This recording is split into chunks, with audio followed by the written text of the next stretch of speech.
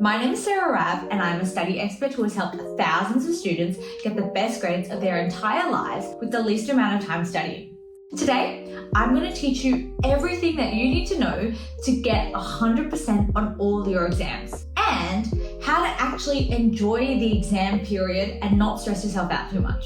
Firstly, how to prepare for exams. The three most effective study techniques that I would recommend include active recall, application questions, and spaced repetition. I've talked about the first two in depth in previous videos, so I'll link those below for you guys to watch. But today, I'd like to talk a little bit more about spaced repetition. Essentially, all straight A students know that exam revision doesn't begin the weekend before or even the week before exams. Exam revision begins from your very first class or as soon as you learn any content that is going to be examined. The reason why is that you need to be reviewing content at spaced intervals after you learn it in order to memorize content better. What I mean by this, and I'll give you an example. Let's say you have a biology class on Monday and you learn about the cell and the cell organelles. You would then review your notes on Wednesday. Just a couple of minutes. You can use active recall and flashcards, or you can read through them, whatever you prefer, just for a couple of minutes to refresh your memory. You would then do the same thing on Friday. Now you're starting to memorize the content pretty well, so you spread it out a bit. You do it the next weekend, and then maybe the weekend after, and then maybe a month after, and then maybe 2 months after. And at this point, you know the content like the back of your hand. And so when it comes to exam time, you're not wasting time relearning the content. Instead, you are jumping straight into application questions or learning more difficult concepts and building on what you already know, which will then help you perform amazingly on your exams. Of course, life doesn't always go to plan, and sometimes you have no choice but to cram for an exam. Now, if this is you and you've left exam revision until the last minute, there's a very special technique that I like to use that will help you still get full marks or amazing grades on your exam with minimal time studying. I've actually created a whole course around this, which you can access in the description below. Now, the night before the exam, it's very important that you do the following. 1, read through your notes briefly if you want to, but don't do any practice questions, and do not stay up too late or pull an all-nighter cramming. You have to tell yourself and be sure of yourself that you have done your best up until this point. You have worked so hard over the last couple of months, and you need to rest assured that anything you do now probably won't make much of a difference. It will just make you anxious or tired and hinder your performance on your exam day tomorrow. So instead, just read through your notes briefly if you want to. Go to bed on time though. Furthermore, before you go to bed, pack your bags so that they're ready to go tomorrow. I've provided a list of the most common things that you will need in an exam, and you can just tick off everything to make sure that you're ready. On the day of the exam, I would recommend having a breakfast that is high in protein and healthy fats to fuel your brain for the arduous task that you have ahead of you. My favorites include eggs on toast or peanut butter and protein oats. I would also recommend to not have caffeine if you don't usually have caffeine. If you have caffeine, usually just have the normal amount that you would have. The reason why I say this is because for my math exam in year 12, I had an energy drink for the first time ever because I was feeling a bit low, I didn't sleep that well, and I was like, maybe an energy drink will help. I ended up having a panic attack in my exam. That didn't go very well for me, and I think in hindsight it would have been better for me to just have gone in a little bit tired, but at least, not so hyped up. But I think that's just how caffeine affects me. You'll have to, I guess, sort of decide for yourself.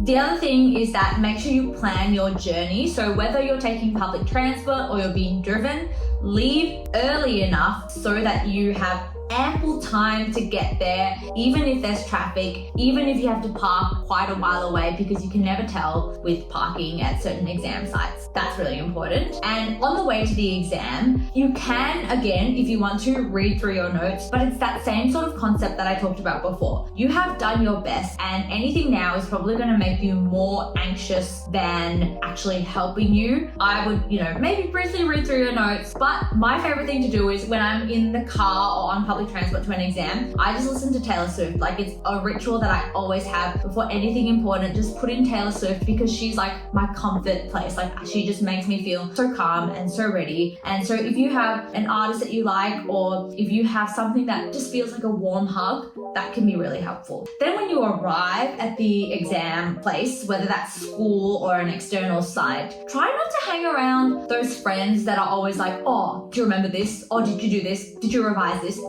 Because again, they're just gonna freak you out for no reason. Promise, you have done your best. If you need to be alone, or if you need to tell them to just shut up, that's okay. Put yourself first and put your sanity, your mental health, make sure you're in the right mental state before going into the exam. During the exam, make sure you use your reading time wisely. I like to use this time to read through the multiple choice questions and answer them in my head. I prefer not to read through the extended response questions because I will probably forget what they are by the time I get to extended response, and a lot of the time there are specifics in the question that you have to make note of, and so if you sort of like have already read it and then you sort of glance over it, you might miss those specifics. That being said, if you struggle with time in exams, and this is common in like math exams, I would recommend actually doing extended response first. The reason why is that extended response questions are often worth more marks, and if you're running out of time at the end, it's a lot easier to just circle a random question on multiple choice,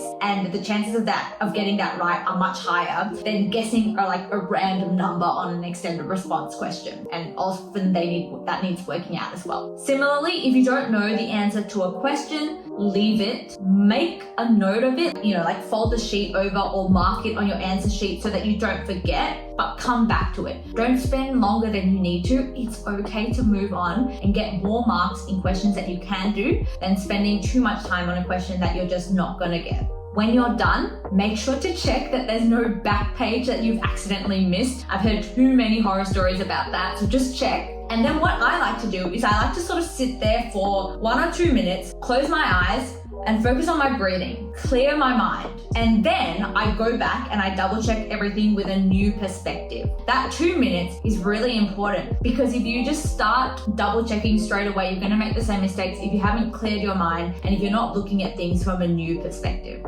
After the exam, relax and reward yourself. Go for brunch, get Maccas, watch Netflix, do whatever you want. I really like exercising after my exams. I found, because I would be carrying a lot of nervous energy, and I always seem to be able to hit like a PR on my squats or deadlifts after an exam. Maybe sometimes it's because I'm like angry at the questions that I missed and that fuels me, but who knows. What I would recommend that you don't do is try not to, again, talk to your friends and ask them what they did for this question or what they did for that question, or look up the answer, unless you have an exam on the same subject the next day, like if it's part 1, part 2. Similarly, I would not bother reading through my notes and checking unless you do have a part 2 the next day, because what's done is done, right? You can't change how you went, you can't change your answers, so there's no point getting upset about the questions that you missed. It's better to just wait for your mark and accept it when that happens. There's no point getting worried about it before it happens.